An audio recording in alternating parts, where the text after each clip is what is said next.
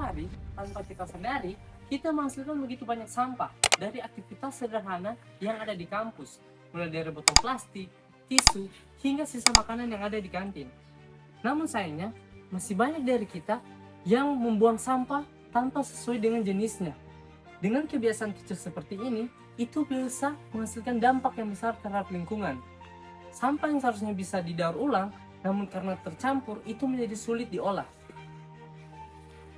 Fenomena ini sering kita temukan di area kampus. Banyak mahasiswa yang sebenarnya sudah peduli terhadap kebersihan, namun masih tetap salah atau keliru dalam pemilihan sampah organik, anorganik, dan B3. Maka, melalui video ini, kita mengajak teman-teman melihat bagaimana cara kita memilah sampah yang benar. Karena dari hal kecil yang kita lakukan akan berdampak besar untuk lingkungan. Mati. Duh, jadi-jadian. Hei Chandra, belum pulang kau? Hah? Belum pulang? Belum lah. Habis makan. Belum sabar lu. Kamu habis makan? Chandra, kau tahu tidak? Hah, apa? Kalau sampah saat ini menjadi isu terbesar di Indonesia. Iya, Bang. Kok pernah dengar tentang Bantar Gebang? Pernah dengar, cuma nggak tahu di mana itu. Jadi Bantar Gebang itu merupakan salah satu tempat pembuangan sampah akhir yang ada di Indonesia. Nah, berita terbarunya saat ini Bantar Gebang menjadi daerah terbanyak penghasil gas metana terbesar nomor 2. Di Indonesia? Sebanyak 6,3 ton per jam. Per jam? Iya, per jam. Wow.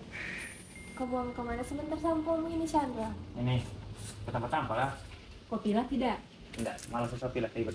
Kau tahu seberapa pentingnya pilah sampah itu supaya bisa diolah sesuai jenisnya. Ya sudah, ikut kita. Hah, kemana nih? Ikut saja. Ih, malang gua. Bawa sampahmu Chandra. Bawa apa? Bawa saja.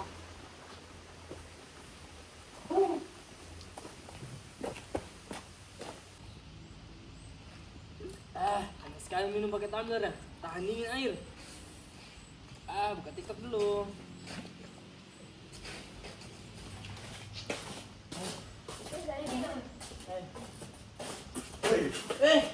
Kaget. Kenapa? Ayo, ikut ya, sama-sama ilmu. Kemana nih?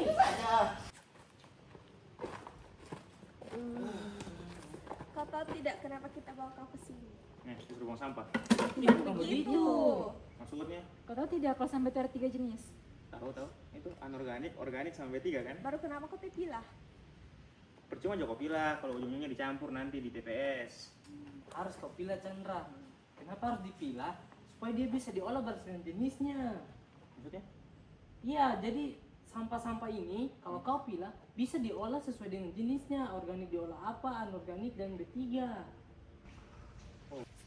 Nah teman-teman, itulah mengapa pentingnya pemilahan sampah dilakukan, karena jenis sampah ini terbagi menjadi 3, organik, anorganik, dan B3.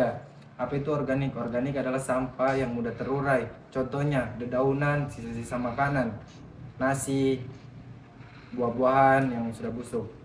Nah, yang anorganik itu apa? Anorganik adalah sampah yang lama terurai. Contohnya botol plastik, kemasan-kemasan plastik. Dan yang terakhir itu B3, bahan beracun berbahaya. Yaitu sampah yang seperti kabel-kabel, obat-obatan yang sudah kadaluarsa, kaleng-kaleng. Nah, itu teman-teman. Nah, teman-teman, ini adalah salah satu contoh pengolahan sampah organik. Yaitu contoh sampahnya itu dedaunan seperti ini. Ini bisa dijadikan pupuk kompos untuk penyuburan tanaman. Kalau sampah anorganik itu bisa diolah untuk menjadi sebuah kerajinan tangan, atau kalau teman-teman mau memiliki nilai ekonomis itu bisa dijual ke TPS. Nah teman-teman, sedangkan sampah B3 itu tidak dapat dikelola karena mengandung bahan yang berbahaya dan beracun.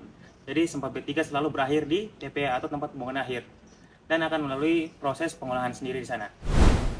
Jadi teman-teman, dalam kehidupan sehari-hari ada banyak cara yang dapat dilakukan untuk mengurangi populasi sampah yang ada di Indonesia. Yang pertama itu yang paling sederhana adalah kita menggunakan tumbler untuk mengganti kemasan botol sekali pakai. Dan yang kedua, kita menggunakan tas belanja saat kita berbelanja ke pasar maupun ke supermarket dengan tas belanja kita sendiri. Terus yang paling penting, kita menanamkan prinsip 3R, yaitu reduce, reuse, atau dan recycle. Apa itu reduce? Reduce adalah mengurangi penggunaan sampah-sampah sekali pakai seperti botol plastik, kemasan plastik, dan lain-lain. Kemudian ada reuse, kita menggunakan kembali botol dan bekal makanan yang telah kita gunakan. Dan yang terakhir adalah recycle, kita mendaur ulang. Jadi sampah-sampah yang telah kita buang, kita daur ulang untuk menjadi produk yang bermanfaat buat masyarakat dan sekitarnya. Jadi teman-teman, dengan adanya video ini, kami berharap bahwa teman-teman bisa mulai memilah sampah seperti sampah organik, anorganik, dan B3, dan mulai berkontribusi dalam menjaga lingkungan yang lebih bersih, sehat, dan berkelanjutan. Maka dari itu, jangan buang sampah sembarangan ya teman-teman. Jadi teman-teman, jangan bersampah. Bersampah! Pijak! Green leadership! Pilah, kurangi, berdampak. Sip!